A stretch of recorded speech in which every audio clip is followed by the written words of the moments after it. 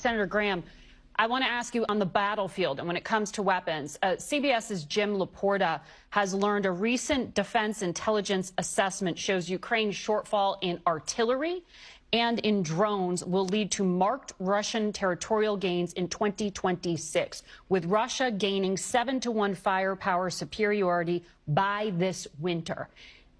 How can you get them what they need if Congress will not approve in the House any new funding? Is it what Senator Blumenthal just laid out?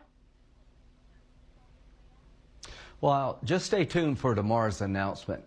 The idea of America selling weapons to help Ukraine is very much in play. We've given Ukraine a lot. We've given them money. We've given them military aid. We now have a minerals agreement with Ukraine that's worth trillions of dollars.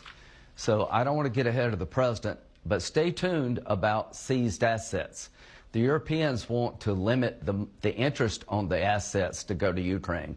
Secretary Bessent wants to go further. Stay tuned about a plan to go after the seized assets more aggressively.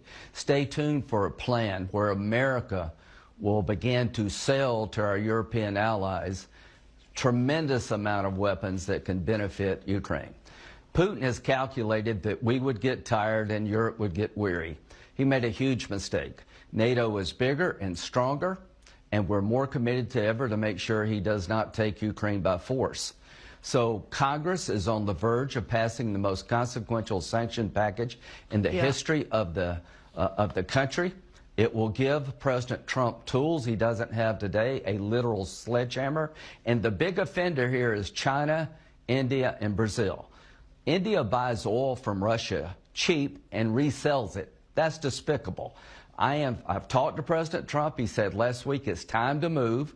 He's tried to entice Putin to the table, but my goal is to end this war, and the only way you're going to end this war is to get people who prop up Putin, make them choose between the American economy and helping Putin, and you can only have one negotiator, and that's going to be President Trump with maximum flexibility to end this war. China, India, and Brazil, you're about to get hurt big time if you keep helping Putin.